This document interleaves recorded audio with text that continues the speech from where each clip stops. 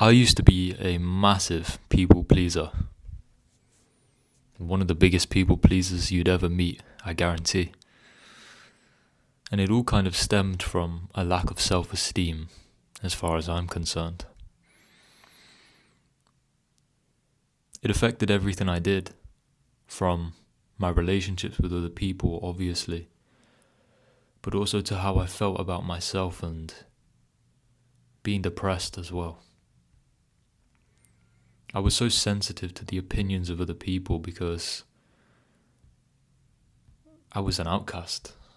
And when you are an outcast, when you're seen as the weirdo, when you have no friends and when you don't fit in, you crave acceptance more than anything, especially when you're a young kid, when you're at that very impressionable stage of life where you are naturally more sensitive to the opinions of other people.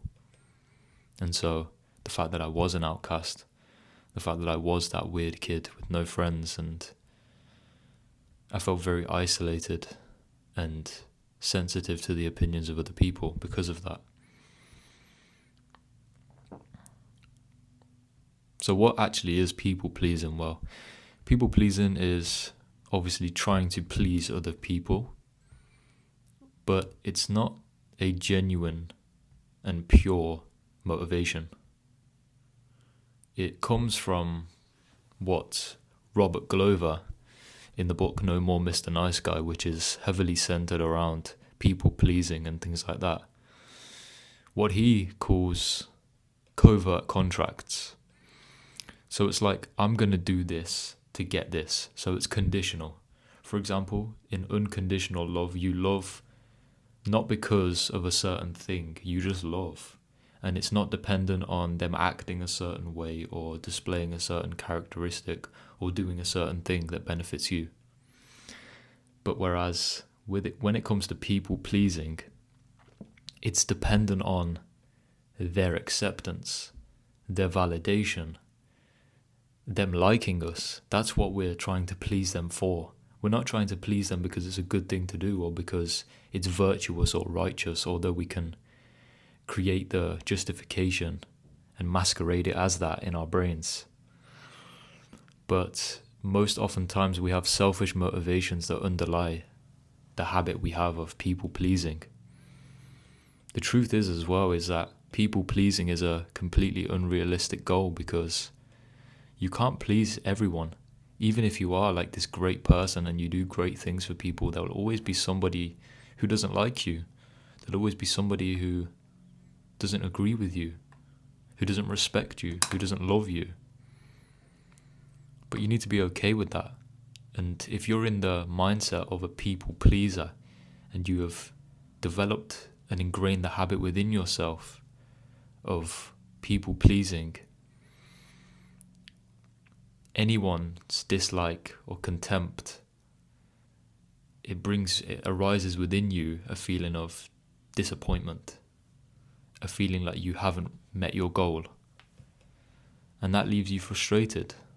But the truth is you can never reach that goal because, as I've said, it's impossible to please everyone. It's literally impossible.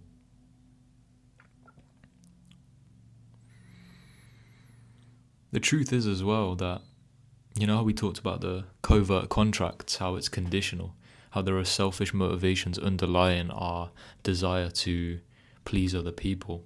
It's not just out of genuinity that we want to do it, it's because we think we're going to get something back. The truth is, we rarely get anything back from it.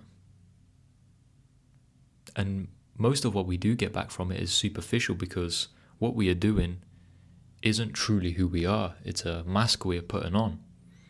And so do they really like us for us, or do they like us because we're doing good things for them? Because we're doing what they want us to do? Because we're acquiescing to their view of us? It's hard to tell. But technically, you're trying to manipulate that person, but you end up just manipulating yourself. Because the thing is, you cannot serve two masters. And so when you're serving other people, you're not serving yourself. And so obviously you end up dissatisfied, unfulfilled. feeling like your life up to that point has been a lie. I remember feeling that. I remember feeling like I didn't even know who I was. And I had to get to know myself pretty much all over again, like I was meeting a brand new person, for me to actually step into living the life that I wanted for myself and becoming the person that I wanted to be. Because I hadn't put enough thought into that. I was always thinking about what other people wanted me to be, or what I thought they wanted me to be. Because oftentimes there's a massive difference between what people want you to be and what you think they want you to be. But both of them take away from what you want to be yourself, which is how to live a fulfilling life, right? Obviously, we have to be sensitive in some sense to the opinions of other people because we live in a community and we're very social creatures. I mean, the fact that you can punish a psychopath by putting them in solitary confinement shows how social we really are. But there's a line between elevating that above your own conscience and what you want for yourself. That is destructive, and that is not, in my opinion, the right thing to do. You feel ashamed as well when you think about what you've done, when you think about the way you've been living up to that point, when you start to become conscious that you are people-pleasing and that it's controlling and dominating so many areas of your life and what you do and what you say. You realize so much of it is untrue and it's not you. It's a mask. It's a facade. It's a persona. And it hasn't got you what you wanted. You wanted the acceptance. You wanted love. You craved it. That's what you're doing all this for, really. You're not doing it genuinely to make other people feel nice. Otherwise, it wouldn't take up so much of your attention. You wouldn't be so obsessed with it. It'd be something that you do here and there when you feel the urge, when you feel like it's important to do so, when you feel like it's right to do so, and when you actually want to do that for that person specifically. But trying to please everyone with everything you do and things like that, there's got to be a deep underlying motivation behind that that's sustaining that level of output. And that selfish motivation that is underlying it is that you crave acceptance, love, validation to feed into your ego and your self-esteem because you don't have one. You don't have a self-esteem.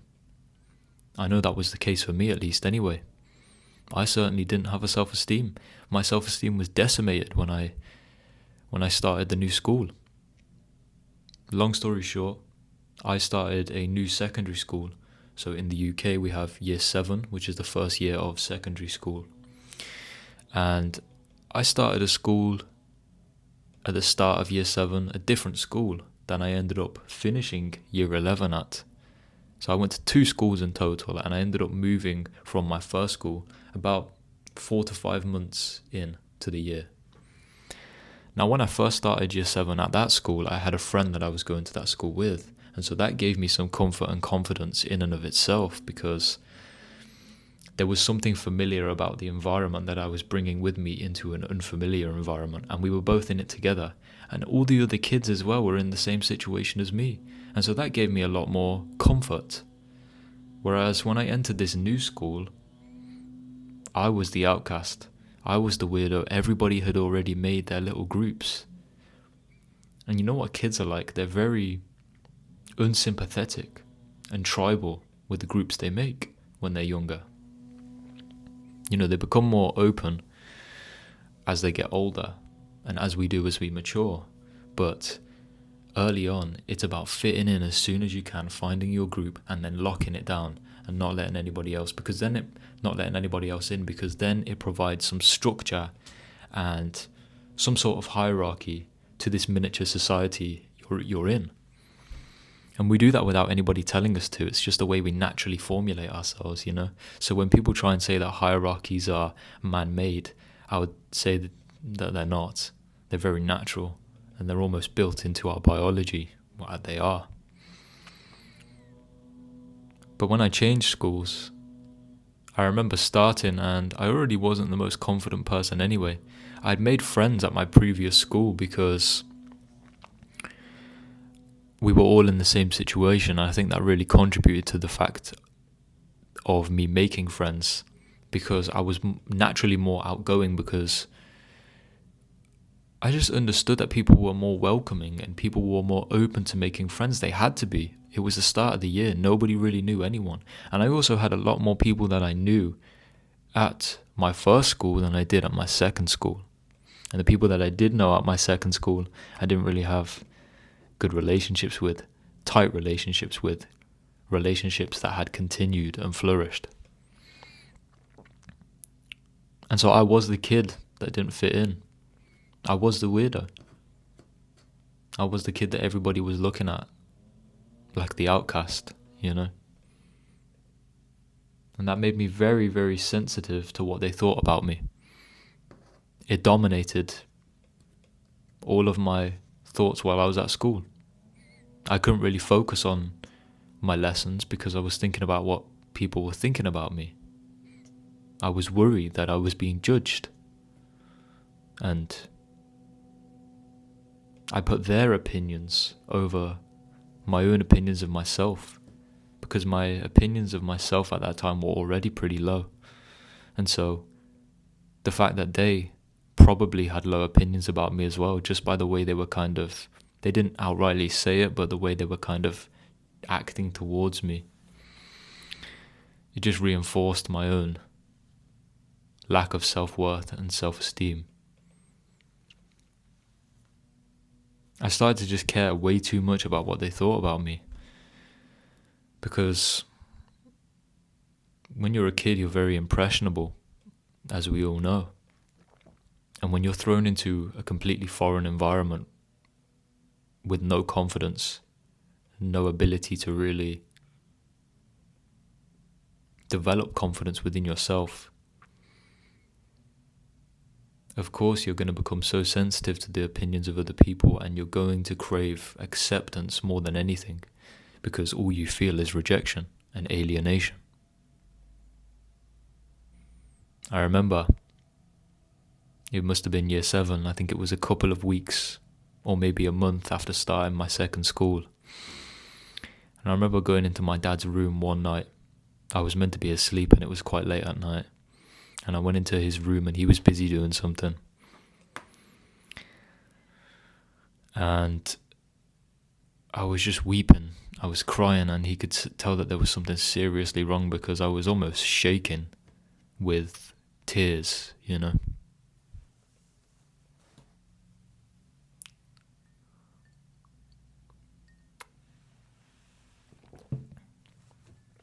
And I remember I said to him, "Nobody likes me at school, Dad. I hate it. I hate it there, Dad. I want to leave." And at this time I was bawling my eyes out. I can't imagine how hard that must have been for him at the time, seeing his son in that state and being pretty much powerless over what to do about it. There was no way I could move back to that old school. And yeah, I had made friends there, but I'd moved houses to the other side of the city, and so the travel there just wasn't feasible anymore. So I had to settle in. I had no other choice, and my dad explained that to me compassionately. But he also encouraged me. He said, "Things will get better, son, But at that time, I didn't really believe that. All I could see was what was in front of me and the pain it was causing me. And I became a massive video game addict. And the reason why, especially on the weekends, I was spending like 12 hours a day on video games. From the minute I woke up to the minute I went to bed, I was playing video games. And I remember my dad was quite concerned about it at the time, and he was like, "Why do you do it?" And I was like, "Because I actually have friends on console, online." Like, I was still playing with the people from my old school, we'd exchange gamer tags and we'd start playing games together and things like that. And it was actually really fun. It was the only place in my world at that time that I was actually having fun, that I actually felt accepted, that I actually felt valued. And so of course I started spending a lot of my time there, which didn't help because I wasn't making any progress in the real world. And progress took time, eventually I got a few friends, and then that snowballed into more friends and things like that. People get to know you as you open yourself more to expressing yourself to other people. But it's very hard to do that when you are so alienated and when you feel so unconfident and rejected. To even try to put yourself out there is something that takes a lot of courage and bravery, and I just didn't have that at the time. The pain of not fitting in, it made me sensitive to rejection and desperate for approval. I think as it would any child or anyone in that situation. You need a very strong inner compass, a very strong self-conception and confidence and self-esteem to be able to be the outcast and not let it affect you in any way, and still remain, steadfast in who you are and what you're doing. But I didn't know who I was. Do you know what I mean? Who I was the weirdo. I'd internalized other people's opinions about me, and that became my self-conception.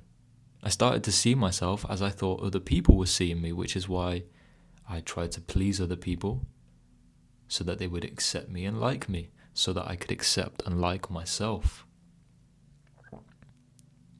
A lot of times I think that how we treat other people is a reflection of how we treat ourselves and how we feel inside. The outer state is a reflection of the inner state.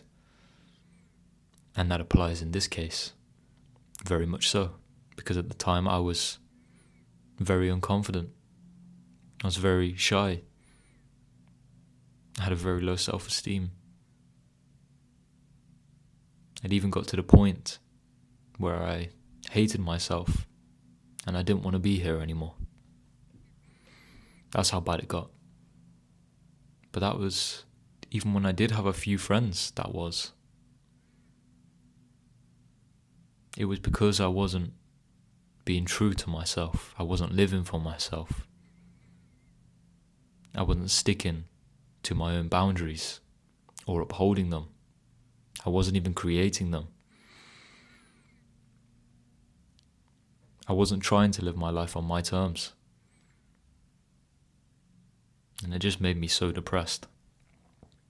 I didn't know what it was at the time. I just thought it was the fact that I hated myself and I hated my life.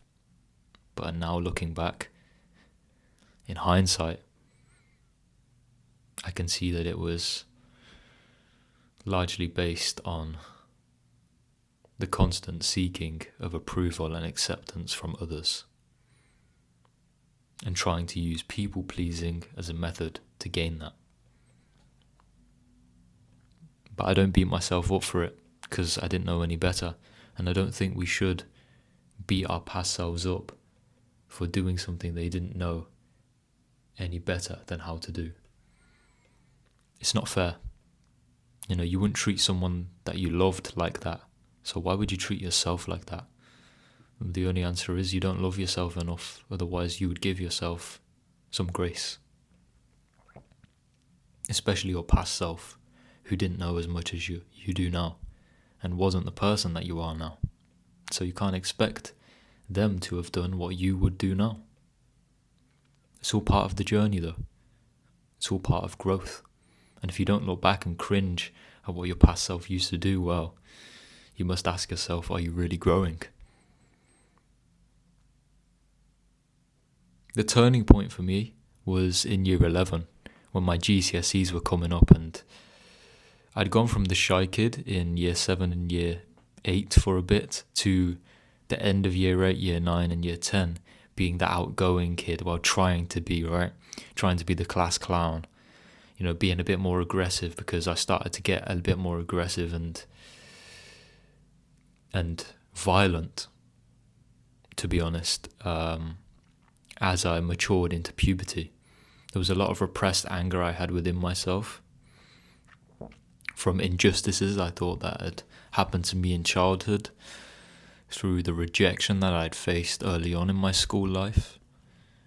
Just a bunch of different things had culminated within me to engender this level of resentment and vengeance that I wanted to exert on the world for what I thought was unfair treatment.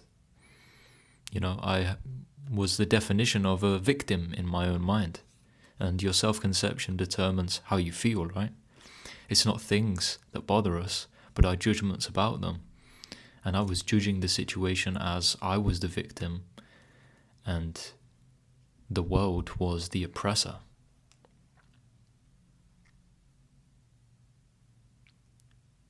It did me no good, obviously, but it definitely shaped the type of people pleasing that I transitioned from to. So it used to be just trying to win people's trying to win people's approval and their validation, to trying to get attention. And obviously, partly the reason was because I wanted to attract more girls. But this never worked, and what I found was, when I was actually shyer and more introverted, and I was still people pleasing and seeking other people's validation, but it was on a level that was less braggadocious, less in your face. I attracted more girls then. But the opposite happened when I was actually trying to make it a point to be more outgoing so that I could get more attraction from girls. That didn't really help. I was still partly successful with girls, but not really with the ones that I wanted to be. Because why would they like a guy who doesn't really have much confidence in himself, who can't sit there and just be present, and can't actually sit in silence, who's immature, who's undisciplined, who's unintelligent, unarticulate, who's not strong, who's not focused, who doesn't set goals? It's pretty simple.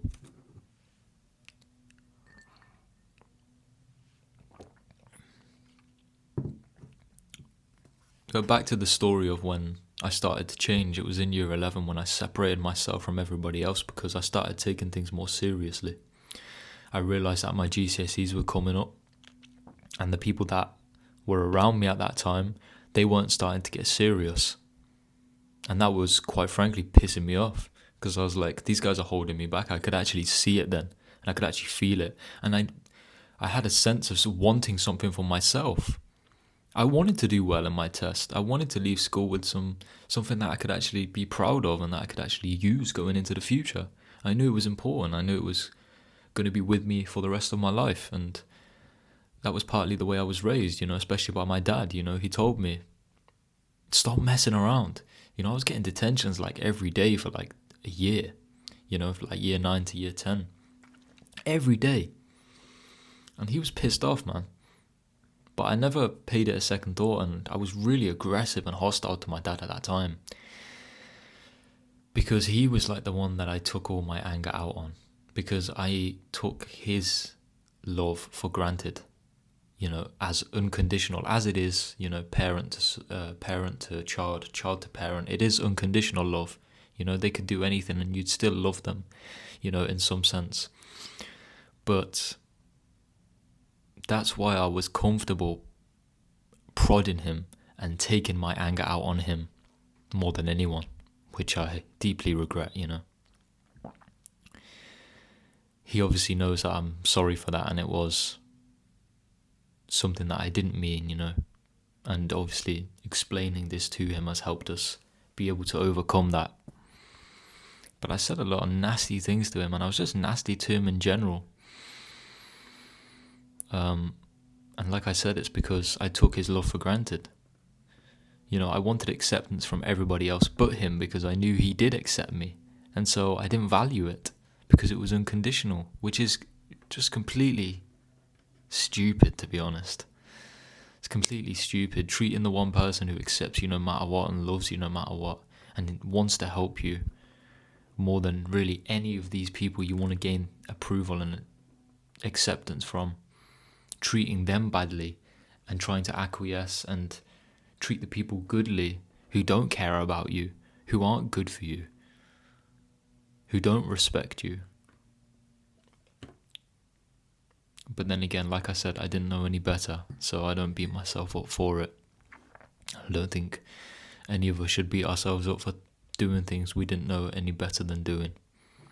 You know, there are many times during that period for me where I was railroaded into doing things that I really didn't want to do, or I let things happen that I should have said no, but I didn't have the balls to say.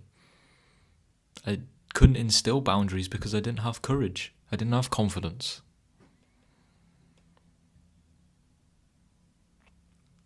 You know, if I could go back and change it, I would, but I can't. And so you have to let it go. You have to kind of forget it happened. And that might sound naive and, optimistic. I can't just forget what happened, the past is always with us. Yeah, to some extent, but you can let it go. You can let it stop having such a big impact on you still to this day. And you can make the moment new, because every moment is new, and that's the only place you can live. And you make the moment new by making choices consciously now.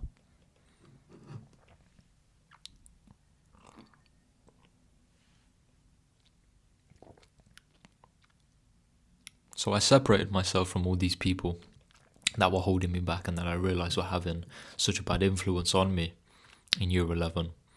And I ended up doing really well in my GCSEs by my own standards because of that. And they ended up doing terribly, which just reinforced my decision. I felt so vindicated after that because it was very hard. I felt very guilty at the time. But the thing is, I chose it. And that gave me so much more power. You know that. I chose to be the weirdo again. I chose to be the outcast again. But this time, it was on my own terms. I felt really good about it, I really did. I was setting boundaries. I was doing things for me. I was disciplined. I was setting goals. I was working hard towards some purpose, towards some mission that I'd set for myself. Not one that other people had set for me, but something that I actually wanted for myself. And I was thinking about the kind of character that I wanted to cultivate as well. I started reading Stoic philosophy when I was around 15, 16. And that really had a massive impact on me, developing my own masculinity, controlling my aggression, controlling my emotions, disciplining myself, focusing on what I can control. It was game-changing for me, life-changing. Separating myself from those people and stopping people-pleasing was the best thing I ever did for myself, hands down. Best thing I ever did for myself. Completely changed my life's trajectory for the better. I don't know where I'd be today, honestly. I fear where I'd be today if I'd continued to go down that path.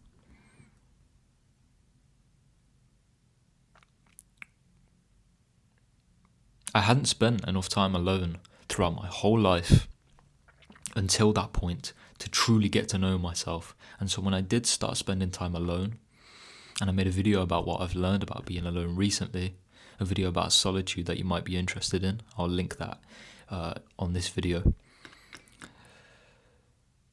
I hadn't spent enough time actually asking myself these important questions about myself and trying to get to know myself. And so I did that. And that gave me direction. That gave me purpose. It gave me something to work on. Something that I had chosen. Something that hadn't been chosen for me. Something that wasn't imposed on me, but something that I consciously decided to pursue.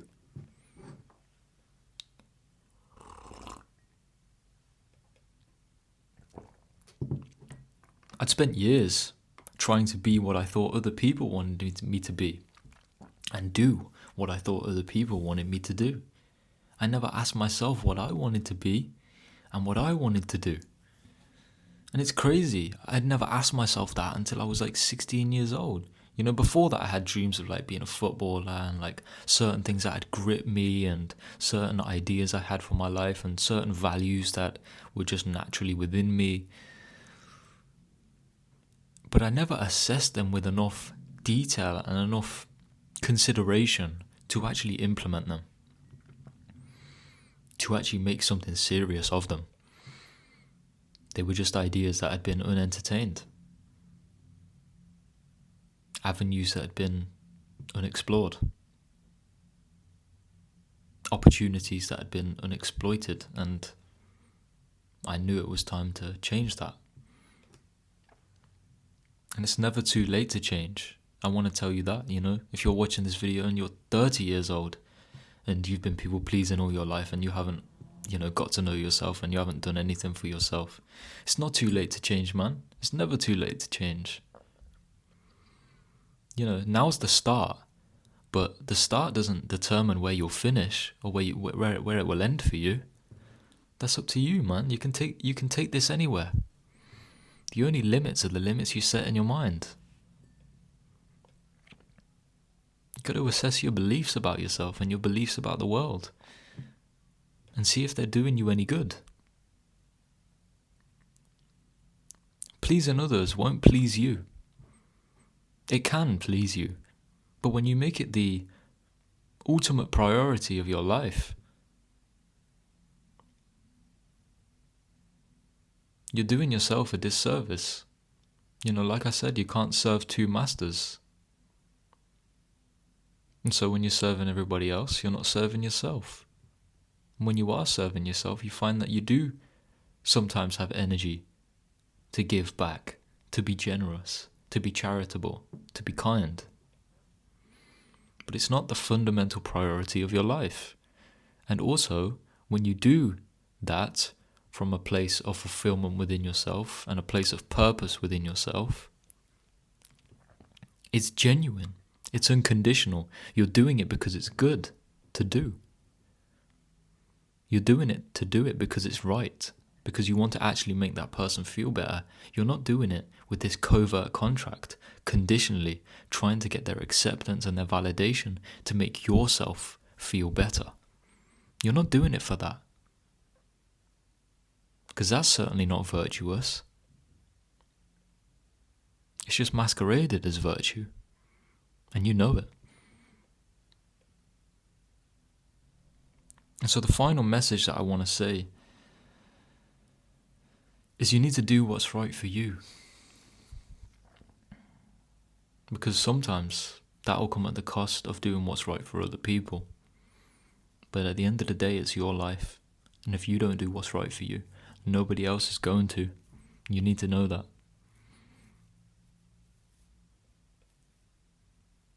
And so that's how I stopped people pleasing. It's a bit of my story on what led me to people pleasing, I guess, and what I learned from my time people pleasing and how it affected me. And how I broke the habit of people pleasing for good. And obviously it will never be for good, because we always have to fight to maintain the results we've gained. You know, I can't just go to the gym for 2 years and then never work out again and be like, oh, I did it though, I did it. That's in the past, man. We always got to fight to maintain what we have. And so that's something you need to know as well, is that you're not, when you do break it, it's not broke forever. It's something that you need to maintain and be consistent with and remind yourself of. But also it's much easier to do that once you've initially broke it, obviously, because you broke the cycle. And it is a bit like that. It's a cycle, it's a pattern, it's a habit that is reinforced with every time you do it, and it gets stronger. Just like anything else that we repeat becomes part of our character. And so just start by doing something small, like saying no when you feel like you don't want to do something. You know, if somebody asks you to come out and you're not busy but you're questioning, freeing up your time to not do what you want to do so that you can go and do what they want you to do, say no. saying, no, I can't do it right now. And yeah, you can say it respectfully, and you should say it respectfully. You don't need to be a dick about it, but just say no. Respect yourself. Put yourself first. And then the next one will be easier because you've already done it. Because you've already got a taste for what it's like. And you know that it's not that scary. And it actually probably makes you feel quite good. Probably makes you feel more confident. Probably makes you feel more self-assured. It's like a positive feedback loop that makes you want to do it more. And that's how a good habit grows. And a bad habit decreases.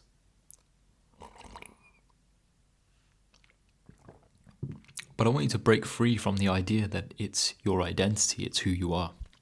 You know, I titled this video, I think I'm going to title this video, How I Stopped Being a People Pleaser, because that used to be part of my identity. It used to be part of what I revolved myself around.